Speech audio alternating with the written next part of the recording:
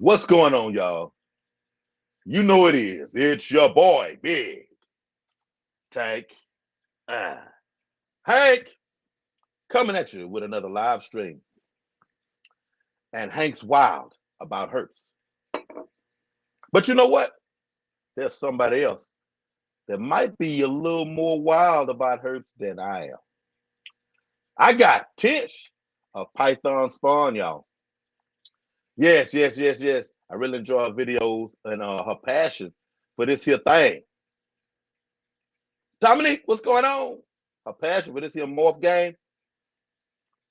I was digging it. And y'all need to be digging it too. So without further ado, let's bring up Kike Bosa Ball.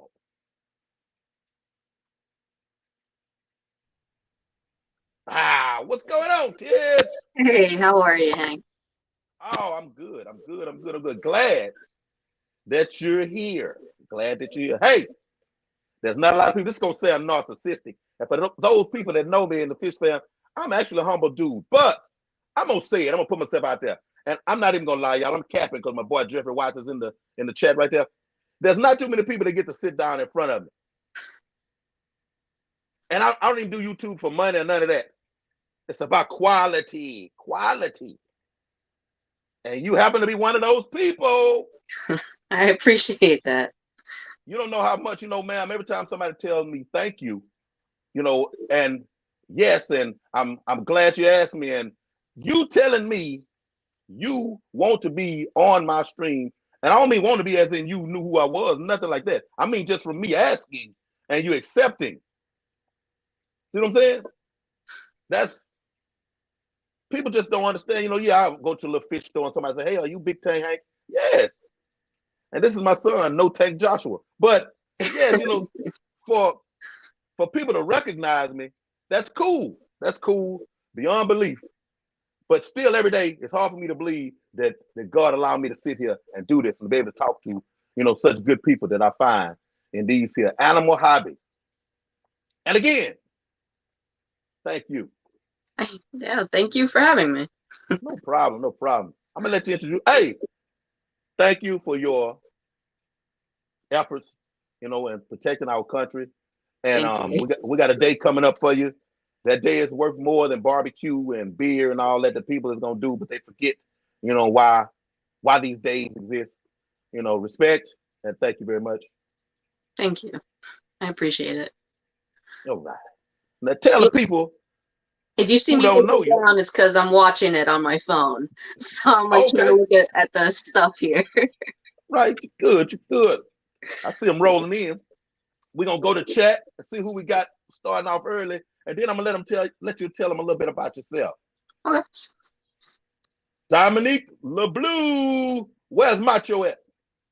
Bosa, ball, sir. Salute you. Jeffrey Watts, my homeboy. What's going down, man? Dennis Christensen, welcome. T-Bone, good day, mate. Thanks for falling up in here, T-Bone. Hey, T-Bone, let's get all of Australia in the house. Tell them we got something good going on over here. All right, man. Introduce yourself. Tell them who you are. Go from little Tish to big Tish, and we're going to go. All right. So I'm Tish from Python Spawn. If you guys don't know me, I breed ball pythons and a couple other species. Just now getting into. I do it as a hobby. I love what I do. So yeah, that's what I do. Blood python, I think is my favorite. Super favorite. But I was already telling you about my wife's scenario with snakes. I don't think, a blood python would be like my first, should be my first snake that I bring in here. I don't I don't know. Have you? Yeah. Hey. I don't want to say that they're bad. They're not. I have two. I had them since they were babies, and they've been a little finicky since they were babies. Like it is not. It is what it is. They're obviously not as predictable as like a ball python or a boa or something. They're a little bit more unpredictable that I can see personally, what I personally think. I can't like I can't see when they're gonna strike me because their strikes are just so random. Random. Yeah. So that's like the weirdest thing with them. That's why I'm a little bit more. I hate to say it, but I guess I am gonna say it. I'm a little bit more afraid than the average snake. I'll pick up a wild snake no problem over those bloods. Like I'm always very careful with my bloods because a bite from them is gonna suck. So yeah. so, They might lean into the bite. and they're pretty strong, even as big as they are. They're pushing maybe like 15 to 20, 2,000 grams or something like that. You know, they're not that big when you consider how big bloods get. And they're not really big. They don't get long. They get thick, like girthy, husky. Yeah. Yeah. And I mean, they've never bit me, so that's good. I don't really give them a chance to be totally honest, but you gotta get in their face. You know, you gotta let them know. What'd you say? Yeah, no, not that. Well, I might be all right. You know, I've had all the bull breeds. I've had 200-pound American bulldogs. I've had bull mastiffs, and I had one dog I couldn't keep in a kennel. Like, put him in a kennel, he was coming out of the kennel. Over it, through the door, something, he was coming out. And I'd have to get his bowl and put rocks in it. Because if he was out, he knew what was going on. He was not going to come back. But he wasn't smart enough to realize there was always rocks in that food bowl, so then he'd come back. But I think I might be able to handle some bloods. I don't know. My wife wouldn't be able to, though. Oh, Craft Brew, what's going on, man? Welcome in. Big Easy, what's happening, homie? What's happening? Do they make me bleed? Yeah, they make you bleed. Yeah, I guess they would. They haven't made me bleed yet. Hey, Jeff, you gonna have to Google a blood python, man. They bad, man. They bad. They're dope. They're even the hybrids, the blood ball python hybrids. Those things are dope too. I don't know. I've never seen one in person, but they look pretty dope. Okay. So, ma'am, you're a part of the hobby. Joe Munoz. You're a part of the hobby. Where do you want to fall in to the, I'm gonna use the word hierarchy, because you know, if we make business out of it, I don't think any of us just want to flounder, you know. Where do you want to see yourself? You want to be the quantity maker, you want to be the super morph maker, like nobody has seen this, nobody's gonna touch it. Where do you see yourself falling into any spot? I don't think I'm, and I'm not saying that I don't want to, but I don't think I'm ever gonna be that breeder that is like always quality. Like they're chasing the new genetics or something like that. I personally want to breed snakes for people to have them affordably. Like I have a few here and there that are a little bit more expensive than the usual, and I'm sure part of my business is gonna be like that. But the majority of what I love to see personally, I like to see new snake owners. I like to you know, if anybody in my circle wants a new pet, I want them to come to me. I want the local people to come to me. I want to be the person that you get a healthy reptile from. That's what I want to be locally.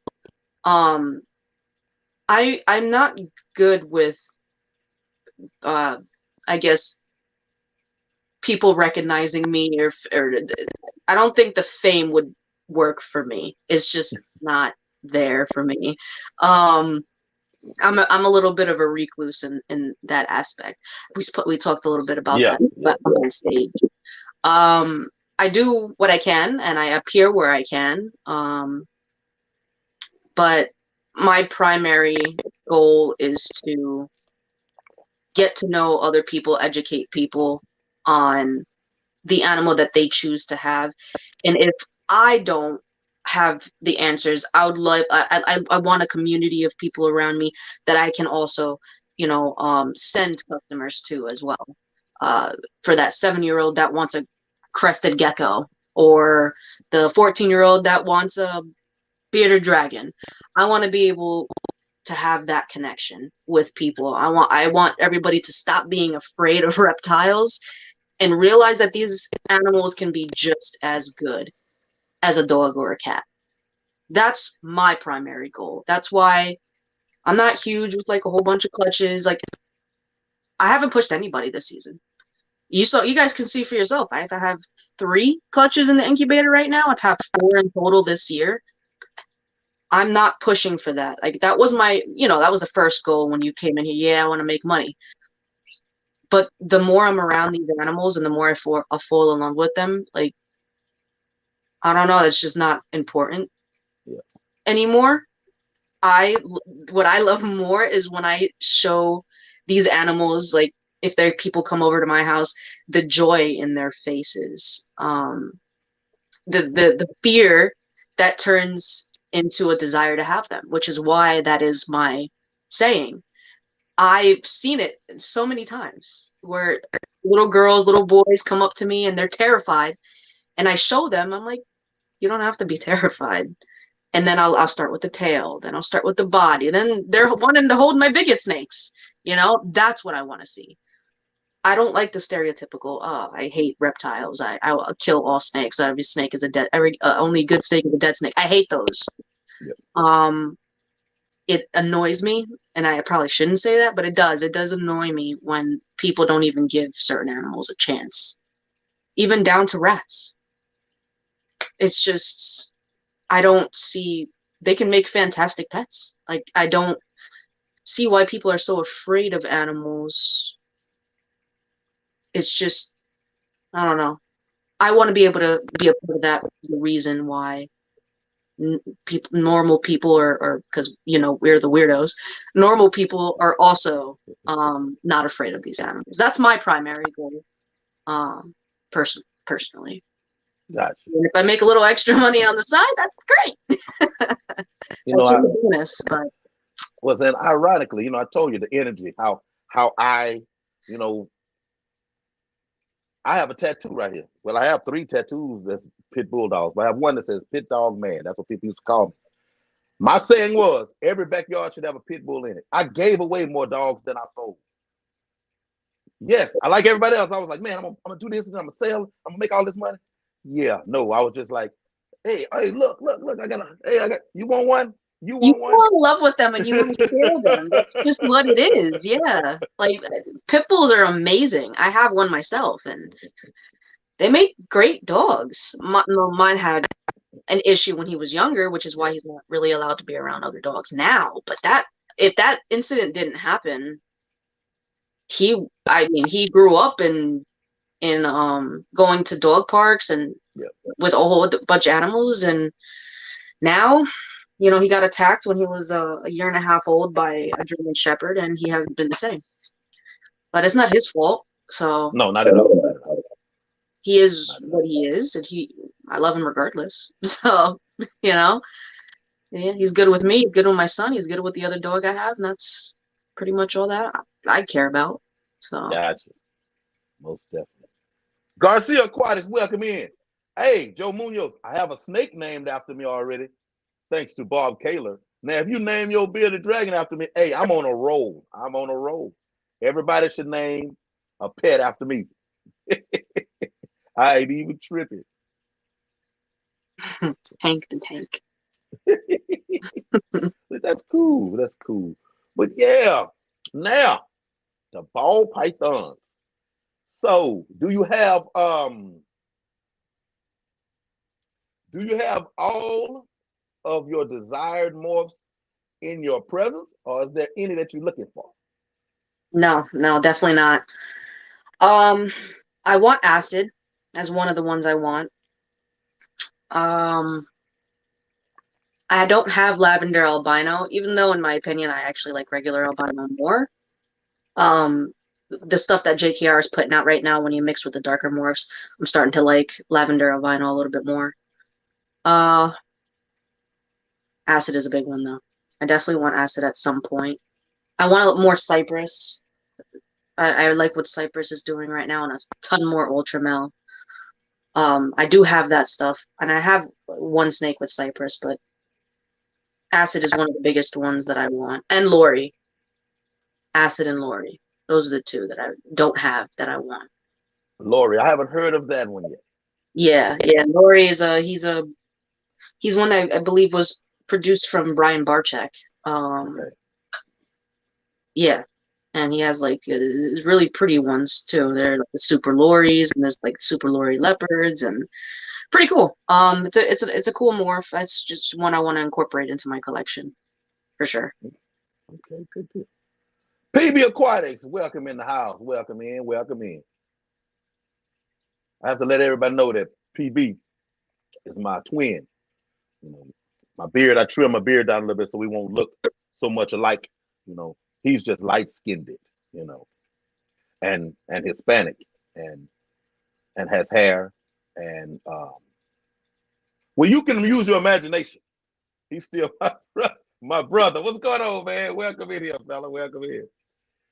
All right, now, out of all of the morphs that you have, and if you could show us, we would really love it. What is your favorite? All right. I think I already showed you my favorite. You showed me. Hey, mommy. Come here. So this girl, she's my first baby I ever produced. First clutch, first recessive, first paradox, first female. And it's cool for your first clutch to have that snake come out of it, though. That's super cool. I have the video on it. It was crazy when I cut that clutch. Hey, babies. Yeah, she's my favorite girl. She's my go-to snake when I want somebody to like see a snake for the first time, like if they're afraid of snakes. She is just the sweetest girl ever. She's never even striped at me. She's never hissed, nothing. Not that I've ever heard, at least. And she's getting pretty big. So she was a 2020. Yeah, she was a 2020 baby, and she's pretty much already breeding size as she's getting to it. I think she's like 1,400 grams right now. So she's getting close. I haven't paired her or anything yet, but this is my favorite snake in my entire collection. And second is her mom, because her mom is just as sweet. And she just laid eggs though, so I'm not gonna really bug her. She's back on food mode, so she's a little bit crazy right now, right? Okay. Good deal. Good deal. Have you already in your head got a picture of a pairing? Of a pairing? For this season? Yeah, for her. Oh yeah. She's going to her. I'm gonna say it, but she's going to her dad. Oh yeah, I want some Sunmas, super mahogany albinos. Okay. That's what my goal is. Hopefully make a male of that. I need a super mahogany albino visual to continue what I want to get done. Right? And it is crazy. Like I'm talking about how that genetic wormhole. I've never seen a snake that looks like that one. And in the last 4 months or whatever, me watching videos, you see snake, and JKR. I have his updates, and Ozzy and all these people updates come up, and it's like you develop a name. I'm just speaking from me now. Don't nobody put this on nobody else. Put this on me, because I don't have no snakes. I don't have no fight. I don't have no dog in the fight. When you develop a name, it's a wonderful thing. But there's so many other people who need to feel better about their snake rooms, because they're making stuff that hadn't been made yet, or that's very, very, I mean, even if you got one or two just as beautiful in its own right, but that hype monster, that hype train will, take people over and drag them away from you. You have to feel good about what you have. And when we go to these shows and they have them out there, man, hey, check me out, see what I got right here, and let it do its own thing. That's crazy though. It's man, some of these prices. I got I don't know why I downloaded Morph Market and got an Bad account idea. because you Bad know idea. you know Bad idea. there's these emails popping up and I'm like, oh man, why in the world? Oh, and how much? Oh man, oh, I'll be shot. It's crazy. Yeah. Yeah, the prices can get pretty crazy. And I have no clue of how to even. Is it okay? With dogs, there was an actual market, that you could go by, and it was the same across the board. Like, hey, this is what I have. Purebred, I have papers. Price. It didn't fluctuate. Nobody said, well, hey, mine are two, but I'm gonna add another $2,000 to it. You really didn't see that. Man, from snakes, you see two snakes. One is $700, and this one is 16,000. And I know it's the what's in it. Genetics, yeah. I understand that, but visuals for people that's just new in it.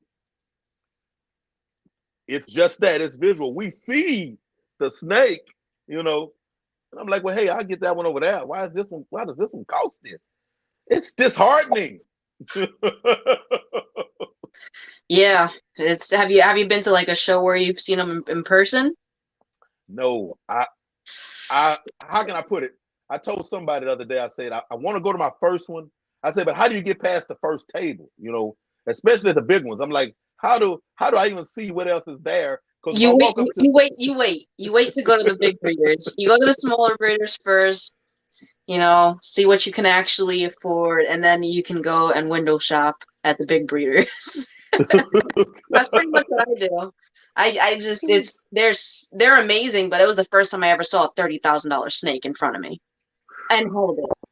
Like I was like, wow, ball python, like 250 grams, $30,000. Like, oh, to be able to see that in person. And by the way, none of these snakes look anything, or like the videos do no justice as yeah, compared to in person.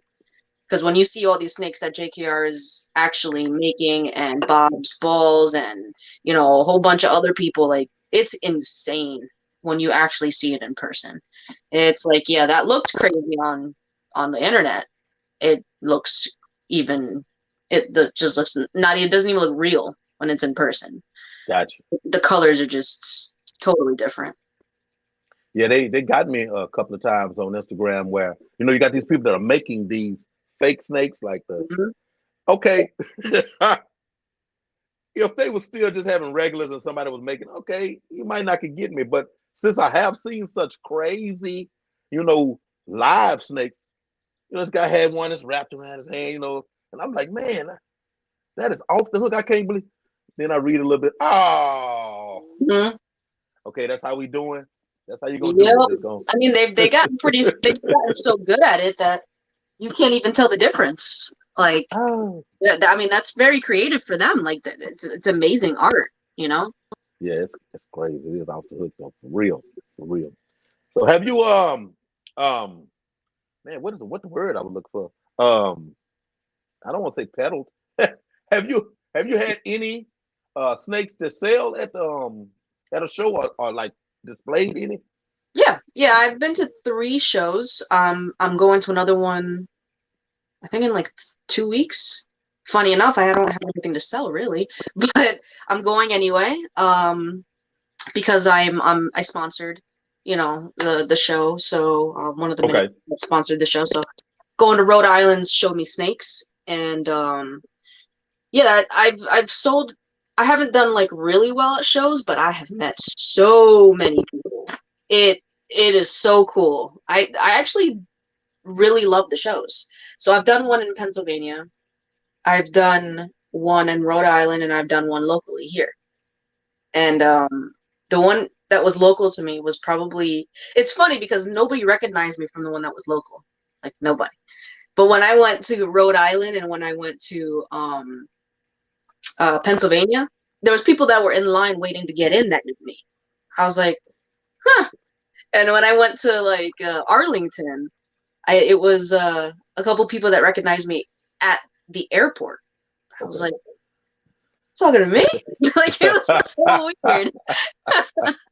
And it was like I'm not used to like being known. So that was definitely weird. But the show here locally, since nobody really knew me, it was kind of cool because people just came right up to me.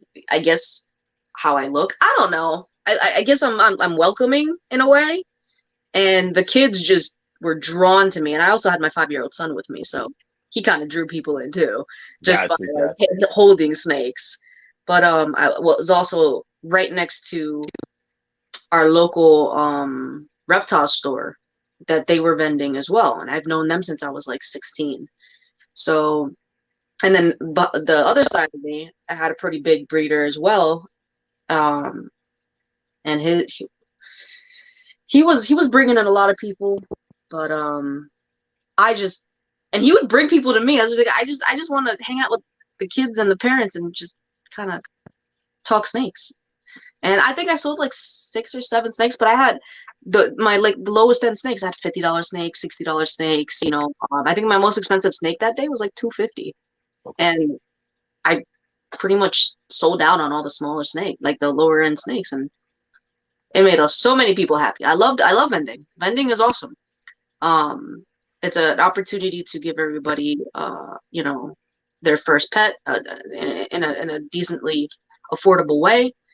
And it also gives me a chance to, you know, put my name out there, which is cool too.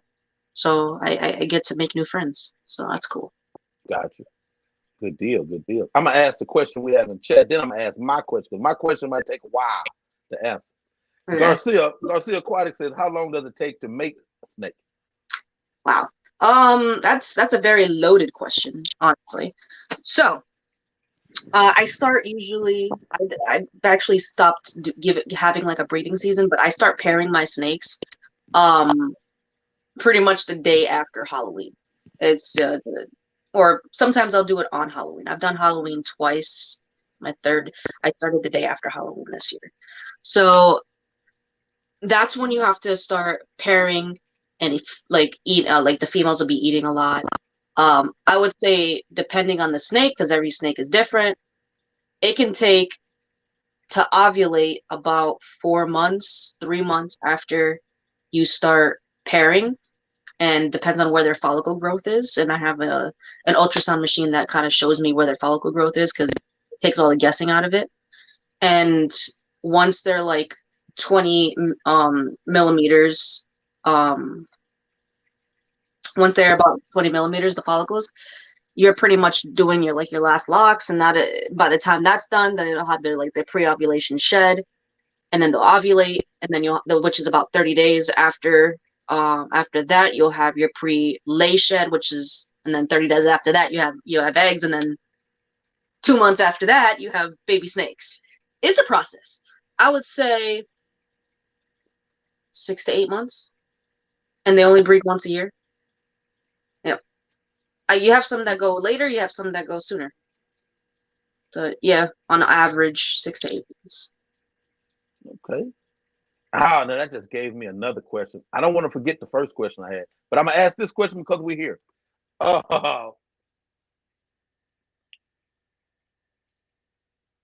People wait. I know it's a rule of thumb, but then I've heard some other stuff.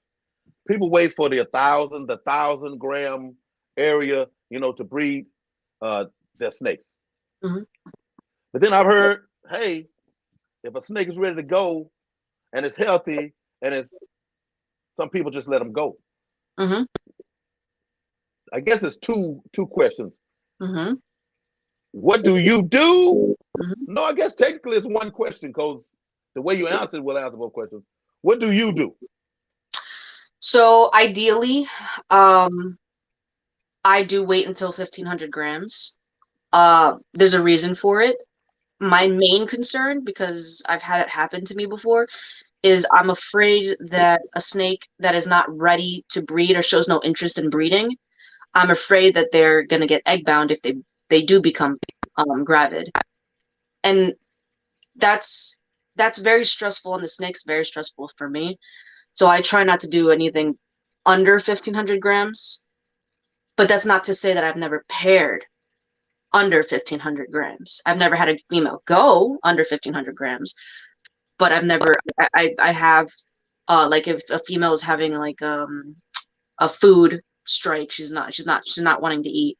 One of the first things I do is pair, because that puts them into breeding mode, which means they're gonna start pounding rodents. Now, if by the time she starts eating a lot more, and it actually works, that she got that first lock, she's like 1,200 grams.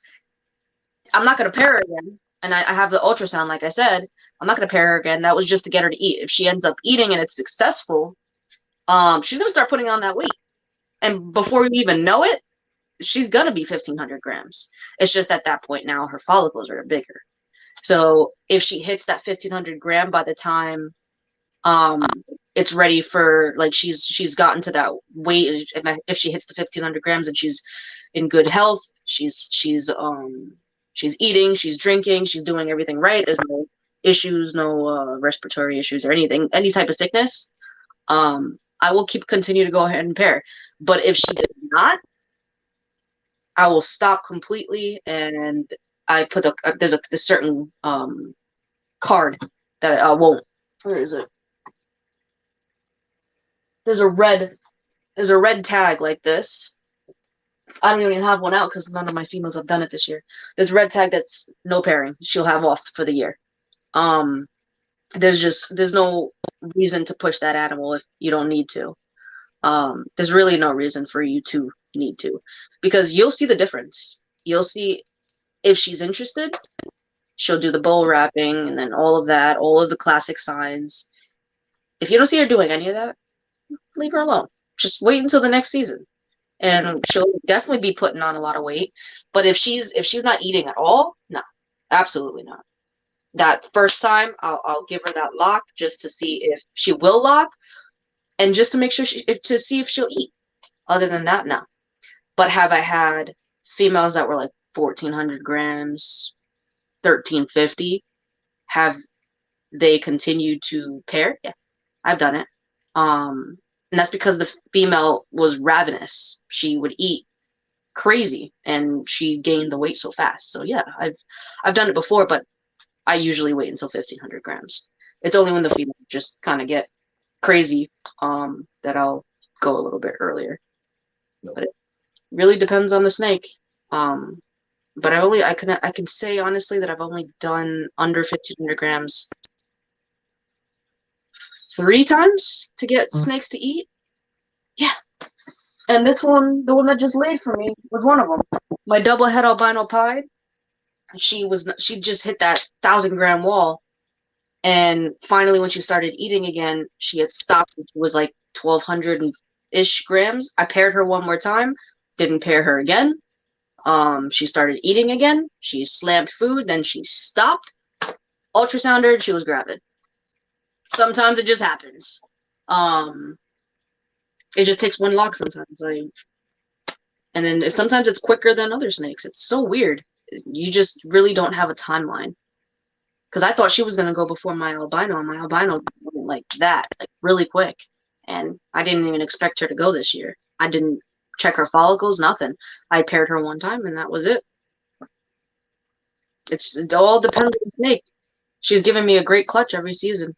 So, and she's almost always on time. Got it. Now, the first question that I had before I let myself get derailed, ADHD, would you say no? Are there more people that breed? I don't know if I'm gonna say this right, but I think you'll know what I'm talking about. That breed for the show, as opposed to, I'm breeding and I'm advertising. I have snakes, and you're coming to me or Morph Market. You have those people that's like, hey, I just like going to these shows and vending every year. I mean, you know what I'm saying? I've seen everything. I've seen family businesses. I've seen hobbyists that only have 10 snakes on theirs. I see big breeders. I see people that have never been on YouTube, you've never heard of them, and they're doing amazing. I've seen it all, pretty much. Like, I don't think there's one answer to do this. There is no one answer. You can do it as small scale and as big scale as you really want to, and what you can comfortably accomplish on your own. Whether you're on your own completely, like me, or you have it's a family thing, or it's a husband and wife, or it's a father-daughter, or it's a mother-son, whatever the case, or it's a a couples. I don't know, whatever you feel comfortable with, and how you want to do it. That's pretty much what I've seen. Like I said, I've seen it all. Me totally by myself with my cinematographer. That's who I vend with, and my son from time to time. And I see people that will vend one show and I've never seen them again. Maybe they just don't like vending and they'll just stay with Morph Market. Maybe they just got out the game altogether. That's where I got these from. This was a pretty decent breeder, and her husband just didn't want to do it anymore, and then she was like, I can't do it on my own, and she completely got out the game. And it was 12 years of doing it, and they sold their own collection, and they made their money. They did what they had to do, but they just washed their hands of it, and that was it. And it's okay to do that. It's okay to change your mind. You're not obligated. Just as long as the animals are treated right, and you get them a good home, or you stay with them and you have 100 or 200 and you're taking care of them properly, that's all that really matters. As long as the animals are okay at the end of the day, that's all that really matters. How you vend, or why you vend, or how many times you vend, or if you're only on Morph Market, if you're doing it for YouTube, if you want to make money, if you don't want to make money. I've seen it all. I've literally seen it all. So it's like, there's the huge breeder next to me that would not go on camera with. Won't do it. But he exports and imports, and he does everything he needs to do. He makes money. He loves the genetics. He loves the snakes. He just doesn't need to tell people that. Like, he doesn't, he has a name. Gotcha. He doesn't need to talk about it, Everybody's different. Gotcha. Melvin, John Larson, Steve, what's going on? Welcome in, y'all. Welcome in. Did I miss anybody? Caught up. Yes. All right. Have you had a chance to tour one of the super huge facilities? No. Nope. Lone Star, but I guess he's not like super decent breeder though. His facility is awesome. But no, I've never been to like the JKRs or the Mutation Creations or Always Evolving, or I've never even been to the Reptarium. I went to Snake Discovery. I went to theirs. So that was cool. Yeah, when I went to a military school, I went, and for the weekend I went to the Snake Discovery place, which was really cool. So I guess one, because they're a pretty big YouTube channel, but not, and they're pretty big breeders too. Like they do a decent amount of collections. So yeah, I guess they're the only ones that I've actually been to, but not like a big facility like JKRs or anybody. Gotcha. Keisha, welcome in. Yeah, it seemed like if I went to something as big as some of these facilities, I would get like vertigo and tunnel vision and maybe pass out. So whoever, like, oh my God. I just can't imagine. A debit card, cash, or a credit card, because I know I would sell my house to get something. I just know it, so I couldn't.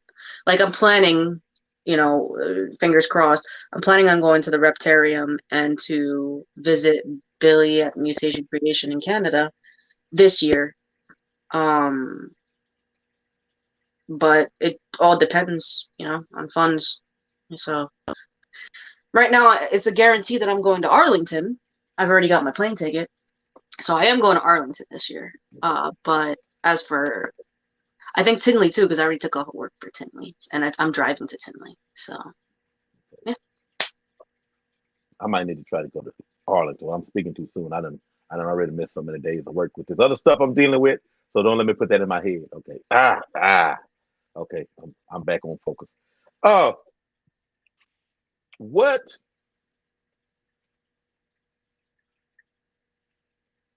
what would be your right now your biggest um dream in your hobby? But my my biggest dream in my hobby. Yeah, in the hobby. Just Um, and a dream, doesn't have to, if a dream can still come true, all you have to do is wake up. You know what I'm saying? yeah, that's true. I mean, I always said I wanted a farm, and it'd be nice to have like with the farm with like the animals that I have outside, and then have like two barns that look like this. Okay, three barns that look like this, but bigger. And I would like to have like adults in one, um, incubator and babies in another, and then like a rodent one and like an ASF and a mouse one. Okay, I need like five. I need like five of them on this farm, and then I still want to have a working farm. So like it's like I want all of this to just have like a big piece of property and expand pretty much. And I want to be able to provide, snake reptiles in general, rodents, and all the way up to fresh eggs and goat milk.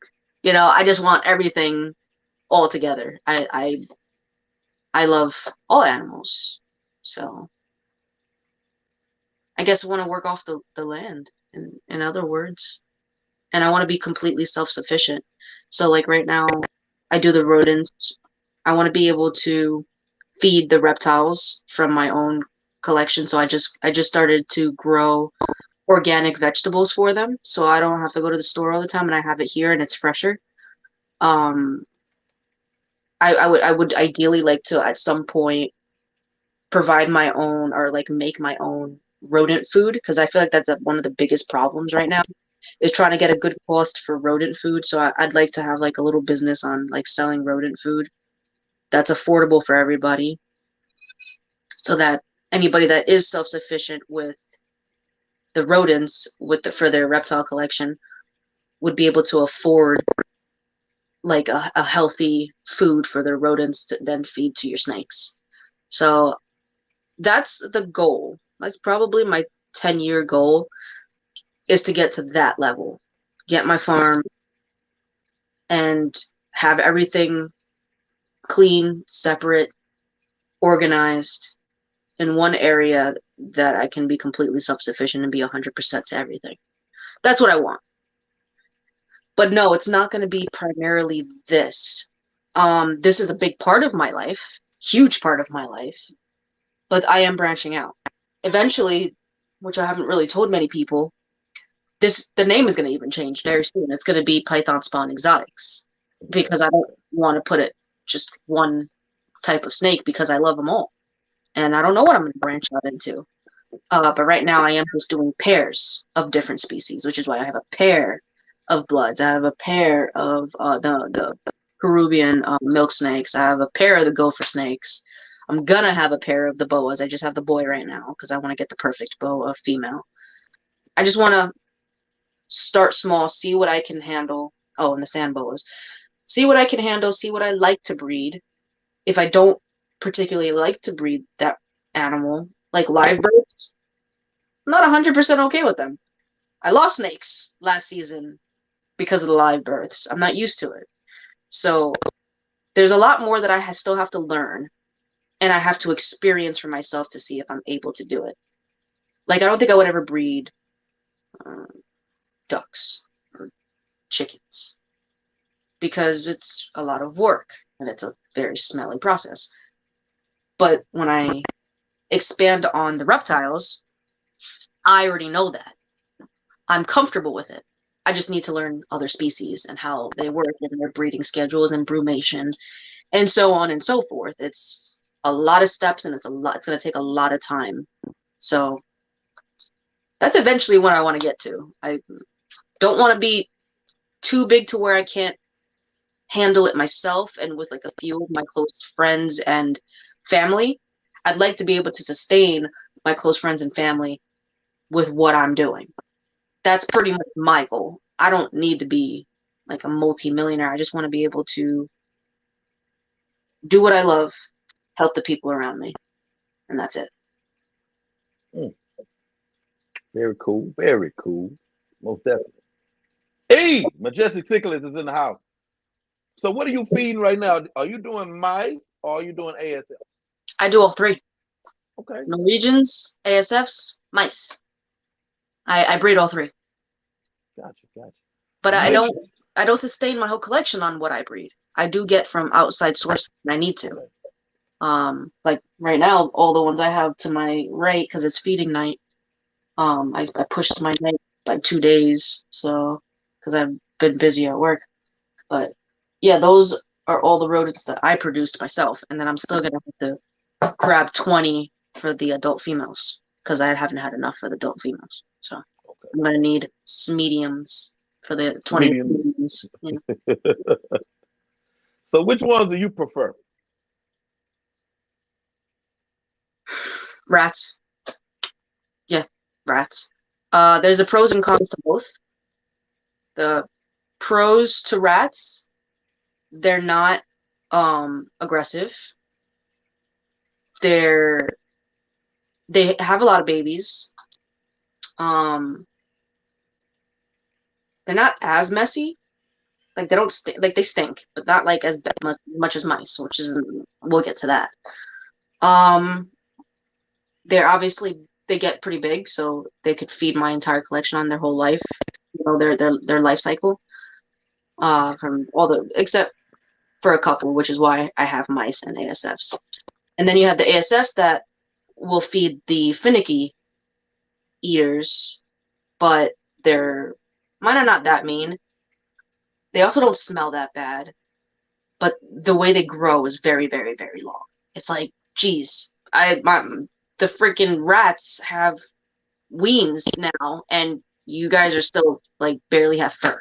It's like it's very annoying. It takes a lot longer for the ASFs, and then the mice smell terribly, and they're not very nice. But their babies are small enough for even the smallest snakes that I have, such as the hatchling sand boas or the Peruvian milk snake or any small or like the garter snakes that I'm going to eventually get because I want to pick the garter snakes. The gopher snakes, like all of those need smaller meals. So I kind of like to have all three of them. But if I were to pick one and I can only do one, it would be rats for sure. I wonder. Okay, we know the general genetic makeup of animals. You have larger animals usually take longer to grow. So I wonder what is the thing with ASF dragging out life cycle when you got a rat that'll get this big, you know, you would think they would grow slower. You would think they would grow you would think ASFs would grow faster because you know the circle of life. You guys are gonna get killed so easily. Like everything is eating you. So you would think like naturally they would be faster, like mice and rats. Yeah. I don't know what is up with those little things. Like I don't know. And it's also annoying to like clean their cages too because when they get to like fuzzy size, I call them little popcorns because they'll pop if you touch them, they'll pop out of the cage. They'll just go pop, pop, pop. And it's so annoying. So you're like trying to catch one on this one, and it's like, dude, like stay there. And there's like a lot of them. So there's like 50 of them, and you're like trying to like prevent them from getting out. They're also the best escape artists out of all of the rodents that I have. Rats, very random, very seldom do they get out. I don't have unless I dropped it myself. They don't get out. Mice don't even try to get out. They're like, hey, you feed me. I have water, I have food, I have babies, I can breed. They stay where they're at. ASFs are escape artists. I don't know what is up with them. They don't like to be contained. maybe that's part of it. I don't know, but yeah, it all depends. It all depends. I don't know what is up with them. It's frustrating though. Oh, that's crazy. All right, let's touch on some of the other pairs of snakes that you have. Okay. If you can, tell me, could you have what, 4 other types? No, I think I have more than that now. More? Okay. Tell me your interest and direction in each one. Okay. So Boas, my interest, the honest interest, a lot of people like when they come to see my snakes, they want to see the biggest one. So I just wanted a pair just for show. And then I breed the one pair. I don't think I'm ever gonna have more than one pair of boas, just like I'm never gonna have one pair of bloods. It's just never gonna happen. That's what I can control, that's what I can maintain. They're gonna primarily be show animals and maybe breed once or like every other year when they get to breeding size. I don't need that many. I really don't. And I think they make fantastic pets. I just can't have anything like bigger than that, like more than one. You know what I'm saying? It's just not feasible for me. The Gopher Snakes, I think they're freaking awesome. They're long snakes, 6-7 foot, but they stay slender. They have a very quirky personality. They're hefty, but they're not like gonna strangle you. So I love that. It's something, they have like a different scales. Like they're just all around cooler, and they have this little rattle. They rattle their tail, and their genetics work the same. So they're both het albinos. If depending on how the breeding goes when they're old enough, I might get more of them. I may not, because eventually I'm gonna need some racks for them, the big, huge boa racks. So I'm not like in a huge rush for them. The milk snakes, I have a Pueblan and a Nelson's albino milk snake. They're awesome. I want to definitely expand. I do want corns. I do have a male corn right now. I want a palmetto. I fell in love with the palmetto corn snakes. They're absolutely gorgeous. I do want a couple of pairs of them, but not too many, because I don't like the way like a normal corn snake looks. Palmettos look different. That's why I like them. I have a regular corn snake from my son, but it's like a corn snake's a corn snake. Nothing like a palmetto though. Palmettos are very different. So that's definitely a dream snake of mine. So is a Dumeral's boa. Dumeral's boa is on the list too that I'm gonna get soon. The boa, like I already said, the boa. Let's see, what else do I have? The sand boas. I love the live birth. The only sucky part is that I don't know what's gonna happen. I don't like not being able to track them.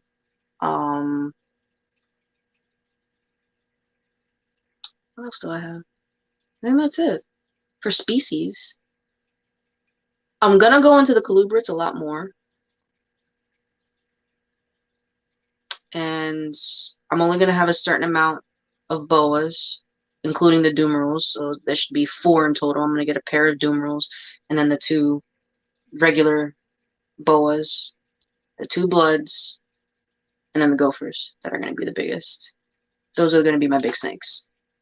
And then I'm gonna probably have a decent amount of milk snakes. Yeah. Yeah, it's gonna be cool. Okay. The musking got me out of the colubrids like overnight. I haven't really gotten musked. The only thing that I don't like about them is that they poop all the time. Like you don't see like ball pythons doing that. Like it's rare that they poop on you. Like I've only gotten pooped on maybe twice in 3 years that I've had so many of them. I don't really get pooped on. This little thing poops on me every chance it gets. Every time I pick it up, it's pooping on me. It's ridiculous. It's like, dude, like I pick you up like 3 times a week. Why are you still pooping on me? And it's like it has an attitude on this one. Definitely has an attitude.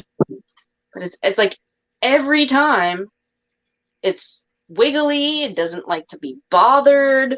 Oh, there you are. But when they get older, this is just when they're small. When they get older, see, there it is pooping. Oh, come on.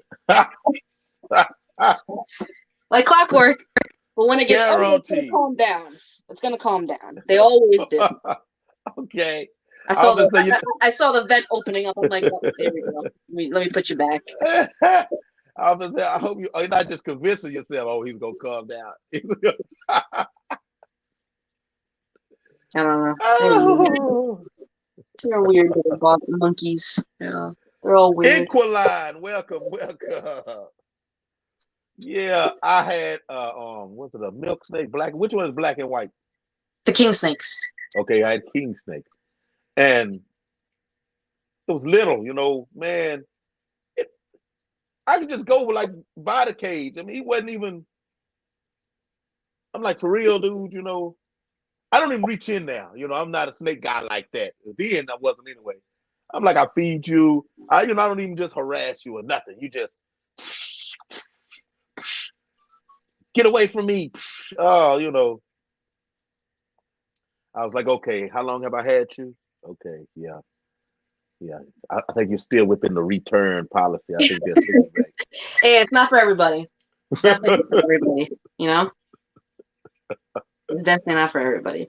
I get pooped on by everything else, so I really don't. That doesn't bother me. I had a baby that pooped all over me too, so it's like whatever. I don't care. It's only annoying when I have to go somewhere and they like that. Like they know when you have clean clothes on and you smell good and yeah. They love to poop on you then. But yeah, my goats, they like to do that too. But yeah, they're crazy. I'm actually getting pretty sweaty, so we're gonna take the phone. What is it? Yeah, 84. No, not happening. I need some air. Woo! Look, see everybody? Hey, what you doing? What you doing? Oh, look who's coming. What's the matter? Huh? What's the matter? Yeah, good girl. Yeah, she loves me. How many goats you have? I have the 2. Sully's not really warmed up to me yet. Sully, what's the matter, buddy? They were eating a refreshing watermelon. Hey, Sully. Say hi to the camera. Say hi. You good boy. Baby goats, I do not understand how. I mean, we talking about animals, just clowns, like just natural clowns. I don't. You have no idea. Trying to prevent them from here. You want the here? Bring the watermelon. And there's also some a wild turtle over here. I found it, and it's just hanging out in the cage where all the animals are. I think it's living under the shed, under the goat shed. It's just chilling. Pretty cool. Albino just showed up. Boy, he was blessed. It's welcome. I mean, I gave it some, some bugs and gave it some watermelon and lettuce and well, not lettuce, greens. Whatever. All are welcome. Right. I'm even starting to, which is a bad idea, but the rats are getting so comfortable that they're starting to, like the wild rats. There's 2 wild rats that I've been trying to catch. They're getting so comfortable with me, they come right up to me. I'm like, really? I get it. Wild rats, you need to live too. You have a job to do, but why you gotta be on my side? I'm gonna say you have to remember they are still wild rats. Yeah. Look, hey, people tag other people as rats on purpose. Hey, he's a rat. He's a rat. Are you guys gonna finish this? Are you gonna finish it? Morphed ambitions. Welcome in. Welcome in. No, that one's finished. Okay, we're gonna put it to the back. And they cleaning the watermelon. I know that's right. Oh yeah, look at that. That's now it's going to the back to decompose. There you go. Everything decomposes. So even that's biodegradable decomposes in the woods behind the house. Gotcha. The wild rest thing, you put them back there for them. Yep. Everything. Are you still eating, bud? You good boy? Whatever. Yeah. So what all you got out there? Oh, I got seven chickens now, because one I randomly found on the side of the road. The 2 goats, the 2 ducks that don't want to get near me, but they provide eggs, so they're welcome. 6 rabbits, and that's it out here. Why are you so nosy? She's so nosy. Goat. Why are you so nosy? A goat. Hey, you talking to me? What you got over here? You're so nosy. That's crazy. Well, all right, man. We done hit the hour mark. Yeah, we did. And that was a very, very, very good one. That was a very good one. I thank you. I enjoyed it. I appreciate, the new questions. I usually get the usual questions, but these are new. So yeah. cool. Yeah, I mean, like I said, I'm about the person. It's literally, hey, I have fish, but I don't think in the 2 years, I don't think anybody can say I ever got on a camera and told them how to keep fish. I've never been successful with fish. Maybe just a beta. So maybe you guys can give me some pointers. I'm terrible at it. I'd love to get the aquatic frogs again with a couple of fish in there. But I'm so bad at it. Keeping the pH level or whatever levels you need to get, testing the water. It's a lot of work for me. So, right? And I still saying while I have all these animals, but I just cannot figure out the fish. So maybe the fish people can help me. Hey, there's a few bulletproof, but not 100%. Hey, all you have to do is just message me when you say, "Hey, I'm gonna jump this tank off, Hank. This is how much time I have to spend with the tank, blah blah blah," and I can line you out. I can line you out because some fish, hey, you don't have to see them, but 2 or 3 days a week if you want to. All you have to do is make sure you change your water, so on and so forth. Some fish, like a discus per se, you might need to change water every day a little bit. You got to, you got your high end, low end with you. No, thank you. See, my dad used to. My mom and my dad loved fish. My mom loved the little baby sharks, and my dad loves saltwater. Saltwater was the worst. Like it was my responsibility to clean it, and we would get animals that were like 80, 90, 100 and something dollars, and they would not survive. Like, it's like they're so hard to keep alive. Like, all right, do you give up, Dad? Do you give up now? Because we both suck at this. It was so bad. Oh my goodness. That's why I would love to get educated now. Because that was when I was like 13, 14 years old. I haven't had fish except for beta since then. So, and they were not my fish. So I'd love to learn. Right? Gotcha. Like some fish. PB Aquatic say, "I've never had a snake. What do you recommend?" For a first timer, depends on what you like. Do you like something that's like calm and kind of just hangs out with you, or do you? Depends on what size you want. A good starter snake, depending on what you want, is a ball python, and corn snakes. Milk snakes. No, I'll take that back. Not milk snakes. Corn snakes and ball pythons are the best starter snakes, in my opinion. My son's 5 years old, and he has a corn snake. He also has several other ones, but I take care of him. He does the corn snake is the best, and it's not aggressive whatsoever. Really good snake, palm. But when they're smaller, they can be a little bit more wiggly. So I would definitely, ball pythons will just hang out with you for the most part. So, and they're easier to like get out of food mode and things like that. You can like tap train and things. So. Oh, okay, gotcha. Inquiline, is that my question? I think it is because you don't have any fish yet. So, I guess we'll both answer it. What's your favorite species of fish to keep? Well, no, that maybe have to be mine. Oh, okay, it's mine. Okay. All right. Favorite species would be snakehead, which is illegal here in Texas. On my wish list, I'm all about, even though I hadn't gotten back in them because I had this big devastating loss in my fish room behind my wild betters, but I really like wild betters, and there's a type called Antuta, which would be on my wish list.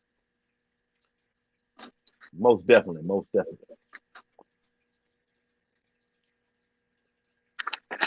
But we finna get on up out of here, and I want to say thank you, Tish, for coming. For coming. We're a pleasure to do the live with. Absolutely. I'm trying to tell people. I say do that 30-minute pre. You know, get warmed up. You know, I think it's very important. I like to get to know you ahead of time. It was cool. We had an interesting conversation. Definitely, most definitely. Hey, y'all in the chat over there. Thank y'all for coming through. Thank y'all for sitting in, you know, because it was wonderful. I can say that. And I hope you found out some things that you didn't know about Tish. And hey, she may be able to come back one day. We're going to see what's going on. And for those watching this replay, thank you. Thank you and thank you. Make sure y'all go to all your podcast stations, whatever you call them, podcasters, for Hank's Wild About Herps. And I also have my fish streams over there also. But I thank y'all very much. And what I love to say is tell somebody you love them. Because somebody needs to hear it. Please, please, please, please. Somebody needs to hear it. Trust me. Trust me. Because there's so many that feel that they're alone out here, and you have to let them know. If you are in their corner, let them know. Y'all take care of those animals. And we out of here. Peace.